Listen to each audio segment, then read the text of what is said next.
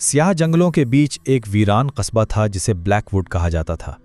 उसके किनारे एक पुराना महल खड़ा था, ब्लैकवुड मैनोर।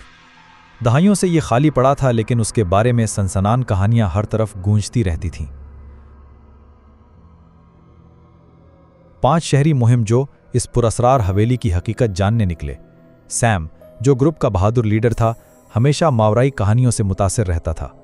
लैला, एक हसास रूहों से राब्ता करने वाली, कहती थी कि उसे उन दुखी रूहों की सदाएं सुनाई देती हैं।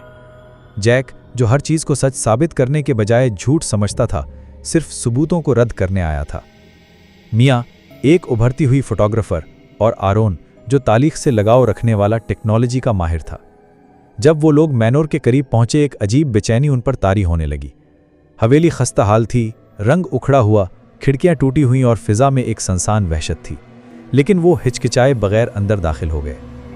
जूं सूरज गुरूब होता गया, हवेली का माहौल और भी पुरस्रार होता गया। साए लंबे होते गए और अजीब शक्लों में मुड़ने लगे। अचानक एक सरगोशी सी सुनाई दी, हमें जाहिर करो। यह आवाज़ सबकी रीढ़ की हड्डी में सर्द लहर बनकर दौड़ गई। लैला जैसे किसी अनजानी ताकत के जेरे असर आ गई। उसने सबको हवेली के अंदरूनी हिस्से में ले जाना शुरू किया। उसकी चाल में सुकून था, जैसे वो किसी छुपी हुई हकीकत की तरफ बढ़ रही हो। सैम अपनी बहादुरी दिखा रहा था, लेकिन उसके चेहरे की तेवर कुछ और ही कह रही थी। वो एक बड़ी सी पुरानी बालरूम में दाखिल हुए। फर्श गर्द से अटा हुआ था और छत से लटका फानूस जंगालूद हो चुका था। अचानक कमरे का दर्जा हरारत गिर गया। आरोन ने टार्च जलाई और फर्श पर अजीब सी खराशें देखी गईं, जैसे किसी ने कोई खुफिया निशान बनाया हो। फिर अचानक एक पुरस्रार मौसीकी बजने लगी। पुराने वक्तों के वॉल्ट्स की धुनें हवा में गूंजने लगीं। साए शक्ल इख्तियार करने लगे और उनमें से कुछ रक्स करने लगे।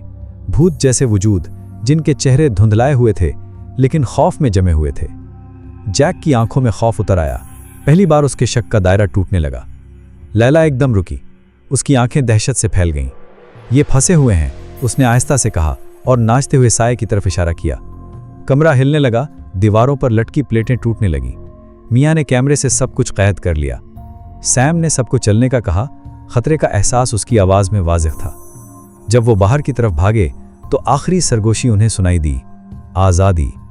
हवेली से एक लंबी सांस की आवाज़ आई, जैसे उसने बरसों से रुकी हुई बात कह दी हो।